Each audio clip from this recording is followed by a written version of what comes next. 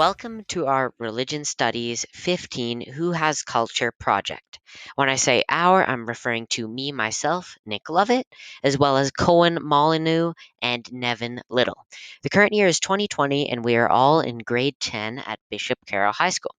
This particular project that we are doing has us designing two different churches, one of which is a Catholic church, and comparing it to another place of worship with another religion. The other place of worship that we have chosen is a synagogue, and that obviously is the Jewish place of worship. So, in this project, we're going to give you a little tour of the different buildings and how they can compare and contrast with each other. And then in the Dropbox, we will include a Google Docs of a detailed explanation and how we can compare it to the 7 traits of culture. So, without further ado, let's get right into it. The first place of worship we have is a Catholic church. Built and designed by Nevan, this building is meant to represent what an average Catholic church would look like in the real world. The exterior is made of mainly wood and bricks, which is quite common materials to be used on a church. Here is the bath of holy water, which is common in all Catholic churches. It's used for different spiritual things like baptismal or just when you enter the church for a ceremony. From here, we enter the main sanctuary of the church. It has high vaulted ceilings, all lit by medieval-style lanterns. As we approach the altar, we see this area where there's the cross in the back, an area to do all the different spiritual rituals that you'd see in a Catholic ceremony. There's the little priest guy that just tilted his head. As we walk around, many different Catholic churches would have stained glass or natural light. This particular build does not, but it substitutes that for all of the different lanterns and home-style lighting that it pertains. As we exit back into the main entranceway, we see again those natural lanterns, those oil lanterns, and then we exit back. There's usually a long hallway in the entrance of these Catholic churches just for practicality. Moving on to the next place of worship, we have the Synagogue by Coen.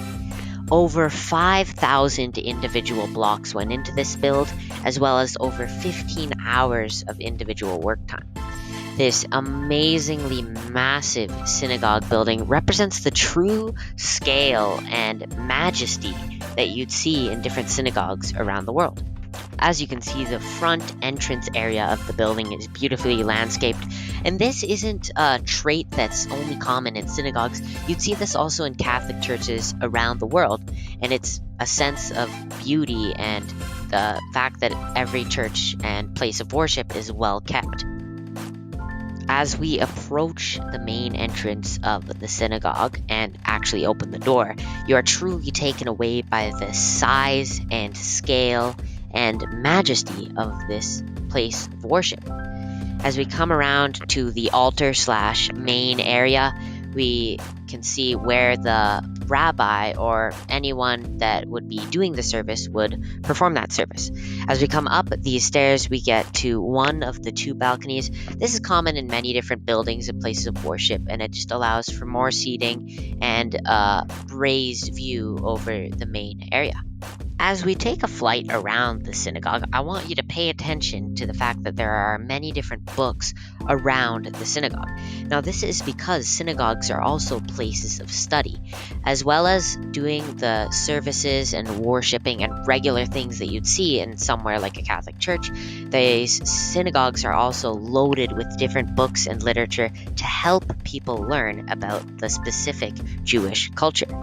Looking up, synagogues also include a massive window to let in natural light, and this also helps point towards Jerusalem, as this is what the Torah is pointing to. The Torah is a big thing in the Jewish religion, and it is supported by an ark in the synagogue, and like mentioned, it faces Jerusalem in every synagogue in the world. This has only been a brief tour and description of these 2 amazing places of worship. Following this video, we are going to be including a Google Docs inside the Dropbox, and it's going to give a detailed explanation of the different parts of the two places of worship, as well as the different elements that we're supposed to do for this project, like including 8 symbols and 8 rituals for each place of worship. But with that being said, we hope you enjoyed the actual video portion of this project, and we look forward to your feedback.